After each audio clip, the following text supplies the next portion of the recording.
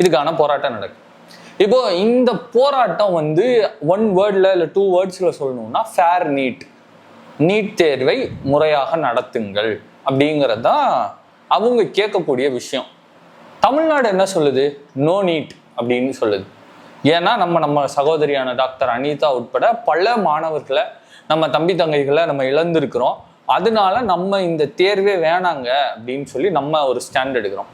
இப்போ இந்த ஸ்டாண்டு பிரச்சனை கிடையாது. இந்த ஸ்டாண்டுக்காக போய் நின்னாங்கல்ல, அவங்க மேல நடந்த அடக்குமுறை தான் இப்போ கேள்விக்குள்ளாயிருக்கு. என்ன அப்படின்னா, ஜந்தர் மந்தர் பகுதியில் போராட்டம் நடக்குது. போராட்டத்தை கலைக்க முடிவு பண்ணிட்டாங்க. அதிகாரிகள் வர்றாங்க, பேச்சுவார்த்தை நடத்துங்க. அவங்க வழக்கமாக யூஸ் பண்ணக்கூடிய எல்லா விதமான மக்கள் இணக்கமான பீப்புள் ஃப்ரெண்ட்லி அப்ரோச்சஸான டியர் கேஸ் போடுதல், தண்ணீரை பீச்சி அடித்தல், லத்தியை கொண்டு கலைத்தல் போன்ற செயல்பாடுகள்லாம் செய்யணும் அப்படின்ற முடிவோட தான் அவங்க வந்திருக்கிறாங்க.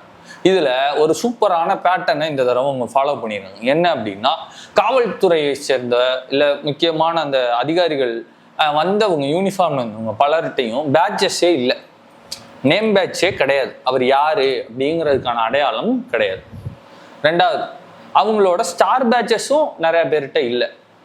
என்னன்னா, அவங்க எந்த ரேங்க் அதிகாரி, அவர் கான்ஸ்டபிளா, ஐஏஎஸ்ஸா, ஐபிஎஸ்ஸா, ஐஜியா, என்ன ரேங்க்கு அப்படிங்கிறதே யாருக்கும் தெரியாது. இவ்வளவு ஒரு திட்டமிட்ட பிளான்களோட அவங்க வந்து களமிறங்கி மாணவர்களை ரொம்ப மென்மையாக ஹேண்டில் பண்ணி, ரொம்ப சூப்பராக அவங்கள வந்து இணக்கமாக ஹேண்டில் பண்ணி, அவங்க யார் மேலேயும் தவறாக சட்டத்துக்கு புறம்பா அவங்க கையே வைக்கல. அந்த அளவுக்கு அவங்க வந்து அவங்கள சூப்பராக ரொம்ப மென்மையாக பூ மாதிரி பிறந்த குழந்தை எப்படி நம்ம ஹேண்டில் பண்ணுவோமோ அது மாதிரி மாணவர்களை வந்து கண்ணுக்குள்ளே வச்சு பாதுகாத்து அவங்க ஹேண்டில் பண்ணி அந்த இடத்த விட்டு வெளியே போக சொல்லி ரொம்ப தன்மையாக மென்மையாக பணிவாக கேட்டிருக்கிறாங்க. அந்த அவங்க கேட்ட விதத்தை பார்த்தே பல பேர்த்துக்கு கண்ணீர் வந்துருச்சு. கண்ணீர் புகை போட்டு கூட கண்ணீர் வரல, இவங்க கேட்ட இந்த விதத்தை பார்த்து கண்ணீர் வந்துருச்சு. அப்படியெல்லாம் நடந்திருக்கு.